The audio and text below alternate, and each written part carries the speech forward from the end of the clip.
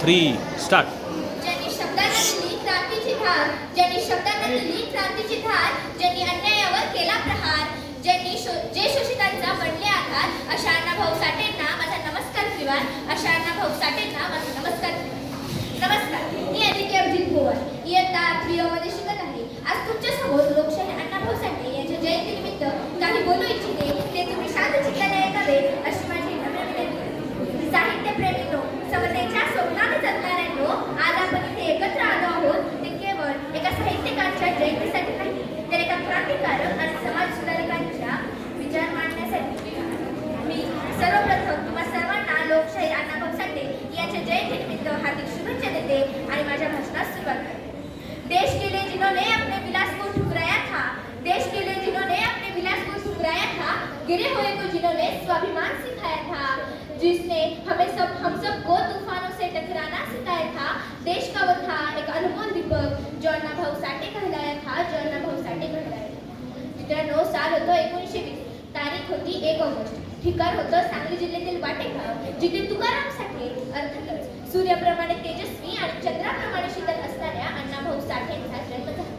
मित्रांनो, खरं तर अण्णाभाऊंना शाळा केवळ 1.5 दिवसाचीच मिळाली, पण ते शिकले ते त्यांच्या अनुभवातून, समाजाच्या वेदनातून आणि शोषितांच्या नजरेतून. त्यांच्या आईच्या म्हणजेच आई वालूबाईच्या तोंडी ऐकलेल्या फलीरा लहुजी वस्ताद, वीर सत्तू आणि पिराजी यांच्यासारख्या प्रेरणादायी कथांमध्ये. आणि त्यांचे हेच संस्कार आपण पाहिले की 20 पेक्षा अधिक ग्रंथ आणि 25 पेक्षा अधिक कादंबऱ्या, जसे की फकीरा, माझी मैना गावाकडे राहिली, वारणेचा वाघ यांच्यासारख्या अजरामर कादंबऱ्यांमध्ये ते तेजस्वीपणे प्रकट झाले आहेत. त्यांनी त्यांच्या प्रत्येक साहित्य प्रकारातून जनजागृती केली होती. त्यांनी रचलेल्या प्रत्येक लावण्या आणि पोवाड्यांमधून त्यांनी श्रमिक जनतेला सुधारणा घडवण्यासाठी प्रेरित करण्याचा प्रयत्न केला होता.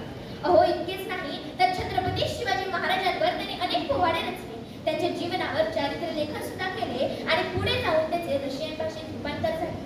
खरं तर हे पहिल्यांदा ऐकताना आणि वाचताना असे वाटते की अण्णाभाऊ साठेंनी स्वतः लिहिलेल्या चारित्र्याचे रशियन भाषेत रूपांतर केले होते, पण नाही मित्रांनो, असे मुळीच नाही. अहो, आपल्या अण्णाभाऊ साठेंची कीर्तीच इतकी अफाट होती की ती थेट रशियापर्यंत जाऊन पोहोचली. तिथल्या लोकांना त्यांच्या कविता, त्यांचे विचार, त्यांच्या कादंबऱ्या, त्यांचे ग्रंथ इतके आवडू लागले की तिथल्या विद्वानांनी स्वतः अण्णाभाऊ साठेंनी लिहिलेल्या मराठी साहित्याचे रशियन भाषेत रूपांतर केले.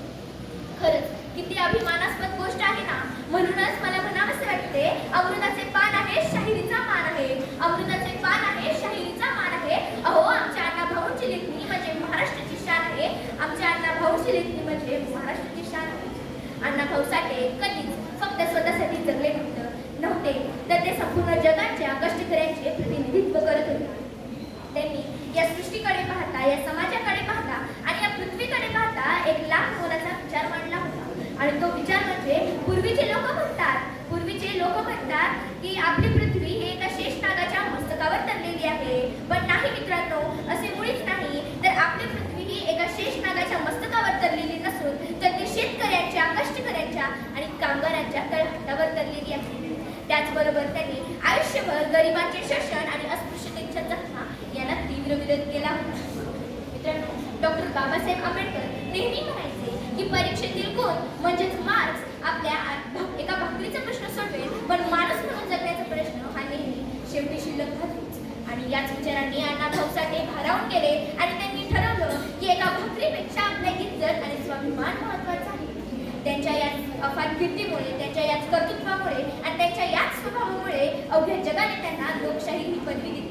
आज लोकशाहीर अण्णाभाऊ साठे यांच्या जयंतीनिमित्त आपण जास्त काही करू शकत नाही, पण आपण एक छोटासा संकल्प करूयात. त्यांच्या साहित्याची मशाल पुढच्या पिढीपर्यंत ठेवूयात, तेवत ठेवूयात.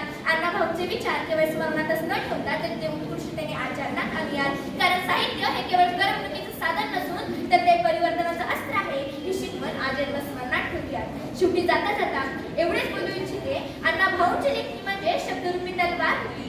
अण्णाभाऊंची लेखणी म्हणजे शब्दरूपी तलवार होती. भल्या भल्यांना घाम फोडणारी तिला धार होती. अहो, इंग्रज शासक करण्यातही त्यांच्या लेखणीचा धाक होता. असा नेता आमचा लाखात नाही तर जगात एक होता. असा नेता आमचा लाखात नाही तर जगात एक होता. जय हिंद, जय महाराष्ट्र.